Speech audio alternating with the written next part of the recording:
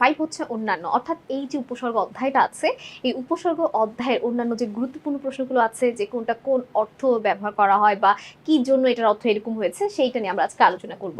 তো আমাদের প্রথম প্রশ্নটা দেওয়া আছে, সঙ্গে অর্থে অনু উপসর্গ ব্যবহার হয়েছে কোন শব্দে? অনুকম্পা, অনুশীলন, অনুকার, অনুশোচন। আমরা অনুকম্পা, কম্পার আগে যখন অনুযুক্ত করি সেটা সঙ্গে অর্থে ব্যবহার করা হয়। আচ্ছা, এরপরের প্রশ্নটা দেখো, বেকসুর শব্দে উপসর্গ মানে শব্দের উপসর্গটি কি অর্থে ব্যবহার করা হয়েছে? অর্থাৎ এই যে বে, এই উপসর্গটা কোন অর্থে ব্যবহার করা হয়েছে? অধীন, আধা, মন্দ নাকি না? অবশ্যই না, যে তার কোনো দোষ নেই, এটা কসুরের বিপরীত শব্দ হয়ে গেল, তাই না অর্থে ব্যবহার করা হয়েছে। সুনিপুণ শব্দের সু উপসর্গটি কি অর্থে ব্যবহার করা হয়েছে? আমরা জানি অতি সহ্য অর্থে ব্যবহার করা হয়েছে, এটা অনেকবার বোর্ডে এসেছে। কদাকার শব্দের কত উপসর্গটি কোন অর্থে ব্যবহার করা হয়েছে? আমরা জানি কদাকার মানে কি, দেখতে কুৎসিত, দেখতে সুন্দর না, তার মানে নিন্দিত অর্থে ব্যবহার করা হয়েছে। দেখতেই পাচ্ছ এখন যেগুলো আমরা পড়বো সেগুলো আমরা দেখতেই পাচ্ছ, এখন আমরা যেগুলো পড়বো সেগুলো কতবার বোর্ডে এসেছে এবং রিসেন্ট বোর্ডে আসা কিছু প্রশ্ন, এগুলো কিন্তু খুবই গুরুত্বপূর্ণ। তাহলে দেখো এর পরের প্রশ্নটা আমরা একটু দেখে নিই। পরিপূর্ণ শব্দটিতে উপসর্গ পূর্ণ শব্দের কোন ধরনের পরিবর্তন সাধন করেছে? অর্থাৎ পরিপূর্ণকে কি ধরনের পরিবর্তন এনেছে?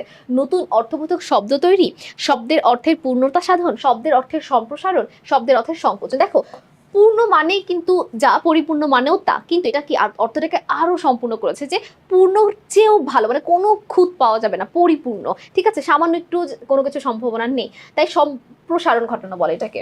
ঈষৎ অর্থ প্রকাশ করেছে কোন উপসর্গযুক্ত শব্দটি? এটা আমরা জানি, এটা বোর্ড বইয়ের প্রশ্ন, সেটা হচ্ছে আরক্ত। পাতি উপসর্গটি কোন অর্থে ব্যবহার করা হয়েছে? পাতি উপসর্গটা কোন অর্থে ব্যবহার করা হয় বলতো? আমরা যখন নেতা শব্দের আগে পাতি যুক্ত করি সেটা হয়ে যায় পাতি নেতা, অর্থাৎ ছোট নেতা। আমরা হাঁস শব্দের আগে যখন পাতি যুক্ত করি সেটা হয়ে যায় ছোট হাঁস, পাতি হাঁস। তার মানে পাতি মূলত ছোট অর্থে ব্যবহার করা হয়। নালায়েক শব্দের না উপসর্গটি কি অর্থে ব্যবহার করা হয়েছে? নালায়েক অপূর্ণ, বিপরীত, মন্দ নাকি সদৃশ? অর্থাৎ অপূর্ণ, পুরোপুরি লায়েক না, যে অপূর্ণভাবে লায়েক তাকে বলে নালায়েক। আরক্ত শব্দে আ উপসর্গটি কোন অর্থে ব্যবহার করা হয়েছে? ঈষৎ অর্থে ব্যবহার করা হয়েছে। গৌণ অর্থ প্রকাশ করছে কোন উপসর্গযুক্ত শব্দ? হাভাত, কদবেল, নিমরাজি নাকি গরহাজি? আমরা জানি কদবেল গৌণ অর্থ প্রকাশ করছে। অভাব অর্থ প্রকাশ করেছে কোন উপসর্গটি? প্রগতি, প্রগতি, পরাজয়, আরক্ত নাকি হাভাত? বলো তো এটা উত্তরটা কি হবে? এর উত্তরটা হবে হাভাত। ঠিক আছে, এটা কি অভাব, ভাতের অভাব। এরপরে প্রশ্নটা দেখো, নি উপসর্গ যোগে নিখাত কোন অর্থে ব্যবহার করা হয়েছে? গতি অর্থে, উত্তম অর্থে, নিশ্চয় অর্থে, নেই এমন অর্থে?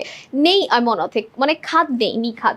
নজর শব্দের সাথে সুব্যবহার উপসর্গ যোগ করলে শব্দের অর্থে কি ধরনের পরিবর্তন হয়? নজরের আগে যদি সুযুক্ত করি সেটা হয়ে যায় সুনজর, অর্থাৎ অর্থ সংকোচ হওয়া। নজর দ্বারা আগে সুনজরও বুঝাতো, কুনজরও বুঝাতো, সকলকে বুঝাতো। এখন একটা ভালো নজর, নির্দিষ্ট একটা দিকে চলে গেছে, অর্থাৎ অর্থ আগে বৃহৎ ছিল, এখন একটু সংকোচ হয়েছে। উপভোগ, এখানে উপসর্গটি কি অর্থে ব্যবহার করা হয়েছে? ঠিক আছে, তাহলে দেখো সম্মুখ, ছোট, মন্দ নাকি অভাব? এখানে কি অর্থে ব্যবহার করা হয়েছে? সম্মুখ অর্থে ব্যবহার করা হয়েছে। কোন শব্দে বিপরীত অর্থে উপসর্গ ব্যবহার হয়েছে? কদবেল, গড়হাজির, উপভোগ নাকি নিমরাজি? এর উত্তরটা হবে কি গড়হাজি। গড়হাজির এখানে বিপরীত অর্থে ব্যবহার করা হয়েছে। আচ্ছা, এরপর দেখো নিচের কোন উপসর্গ যোগে গঠিত শব্দ? প্রগতি, নীলিমা, বেতনা নাকি নাতিন? প্রগতি, প্রযোগ গতি, প্রগতি, এখানে উপসর্গ যুক্ত হয়েছে। আচ্ছা, তাহলে দেখো পরিত্যাগ শব্দে পরি উপসর্গটি কি অর্থে ব্যবহার করা হয়েছে? ছোট, অসম্পূর্ণ, অর্ধেক নাকি সম্পূর্ণ? পরিযুক্ত করে মানে কি সম্পূর্ণ ত্যাগ করা বোঝাচ্ছে, তার মানে এখানে সম্পূর্ণ অর্থে ব্যবহার করা হয়েছে। আরক্ত শব্দে আ উপসর্গটি ঈষৎ অর্থে ব্যবহার করা হয়েছে। অপসংস্কৃত শব্দের অপ উপসর্গটি কি অর্থে ব্যবহার করা হয়েছে বলতো? বিকৃত অর্থে, অর্থাৎ সংস্কৃতিকে যখন আমরা বিকৃত করে ফেলি সেটাকে আমরা বলে থাকি অপসংস্কৃতি, তার মানে এখানে খারাপ অর্থে, বিকৃত করা অর্থে ব্যবহার করা হয়েছে। ঠিক আছে, সংস্কৃতিকে খারাপ দিকে নিয়ে গেলে সেটা হয় অপসংস্কৃতি, তাই এখানে খারাপ অর্থ বা বিকৃত অর্থে ব্যবহার করা হয়েছে। এরপরের প্রশ্নটা দেখো, উপসর্গ যুক্ত কোন শব্দটি অতিশয় অর্থ প্রকাশ করছে?